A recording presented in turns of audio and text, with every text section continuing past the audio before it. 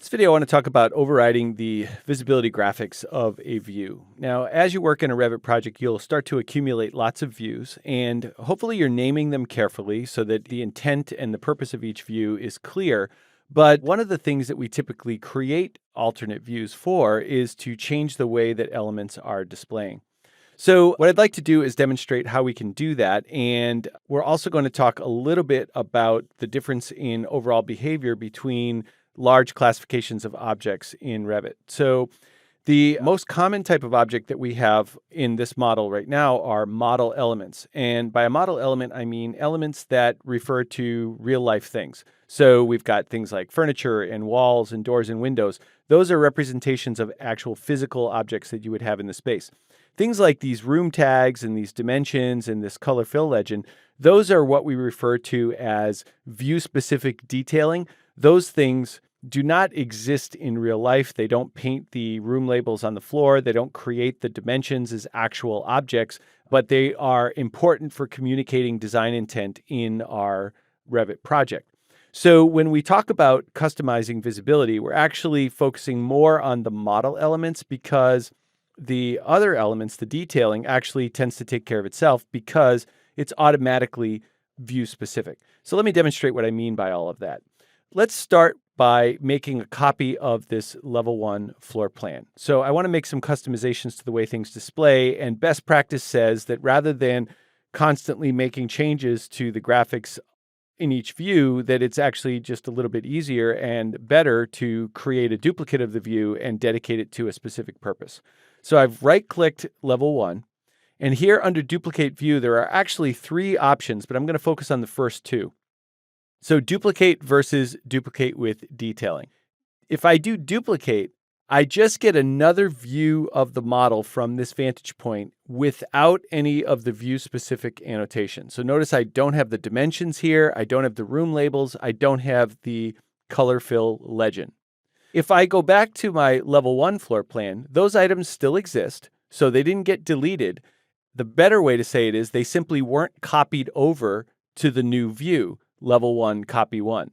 Now I'm actually going to select level 1, copy 1 and delete it. And then I'll right-click level 1 and duplicate it again, but this time I'm going to use duplicate with detailing. So again, detailing collectively refers to all of the view-specific annotation that can be part of a view. That could be text, it could be dimensions, it could be room tags, other kinds of tags, color fill legends. All of these items that we see here are considered view-specific detailing. So notice that when I did duplicate with detailing, I got a copy of all of those elements as well. Now, the next best practice recommendation we ought to follow is to rename this new view. So I'm going to call this one Presentation Plan. Now, when you do duplicate with detailing, you automatically get a copy of all of the annotation, but then you can come back and decide if there are certain pieces of that annotation that you either don't want to see or that you want to customize in some way. So for example, if I wasn't interested in having the dimensions in this view, I could simply select them and delete them. Now, I want to stress that if I go back to the original level 1 floor plan, the dimensions are still right here where we left them. So each view has its own copy of the dimensions, and that's why I chose to delete them from the presentation plan. Now, contrast that to the approach I would take with model elements. Let's say that here in this presentation plan, I did not want to see any of the dining room furniture.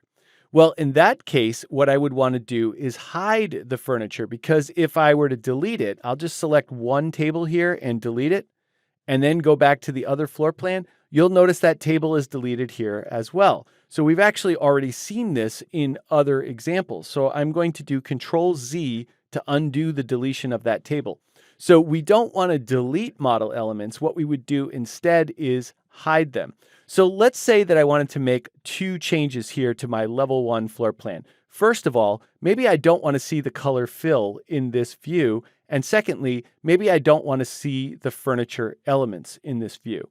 So let's make both of those modifications, and both of these are going to be view-specific changes. So the first one was to turn off the color fill. So I'll come over to the Properties palette here, scroll down, locate the color scheme right here. It's currently set to Department. I'll click that button and simply set it to None and then click OK. Notice that all the color disappears, and over here it says no color scheme assigned to the view. So let's simply select that legend and delete it. Now I want to stress one more time that if I go back to the presentation plan, the legend is still here, the colors are still assigned. So these kinds of changes that I'm making are what we call view-specific changes. They only affect the current view that I'm working in. The next thing I want to do is hide the furniture.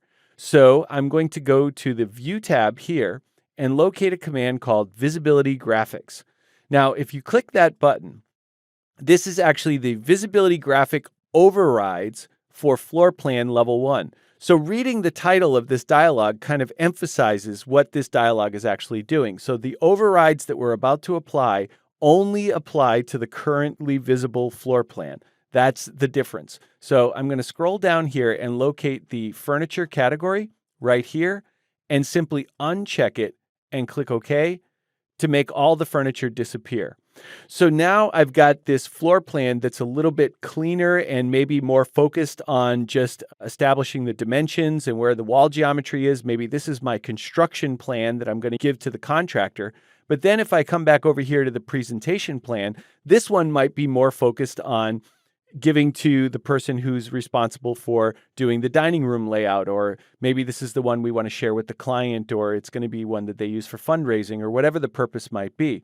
So let's make one or two other modifications to this. Now I'm going to zoom in slightly here so we can see things a little bit better. And so let me focus on the walls in this view. Maybe I want to make those have a little bit more graphical punch to them. So I'm going to go back to Visibility Graphics.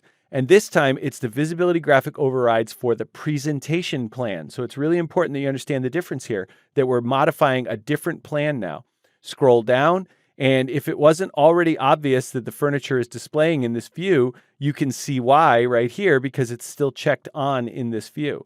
But we're going to scroll past that and go down to the Walls category. I'm going to select the category, and notice that in all these columns, there's an override button that appears.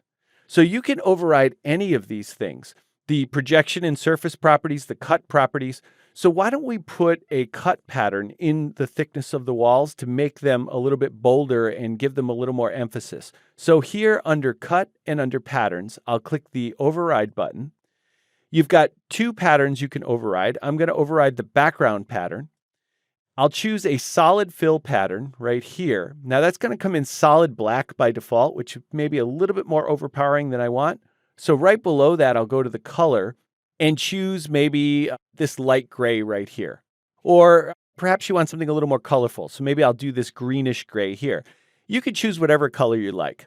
So I'll click OK and then OK again. And you'll see that kind of indicated right there as an override. Now I'm going to click Apply. And you're going to see that change get applied in the background, and notice that all the walls will fill in now with that greenish color. Now, if I click OK, go back to the level 1 floor plan, you can see that the walls here are unaffected. So that's just another example of how anything that we do in Visibility Graphics is limited to just that view. Now, I've done just a few simple changes here just to give you an idea of how Visibility Graphics works. The most important takeaway from this is understanding that there's a difference between model geometry and view-specific geometry. Model geometry are all the elements that represent real-life stuff like walls, doors, and furniture. And view-specific geometry are things like those room tags and the dimensions and the color fill legend. Those things are view by view, and you either add or delete those, where if you want to make a modification to the model geometry, that's when you're either going to hide it or show it or customize the way it displays using Visibility Graphics.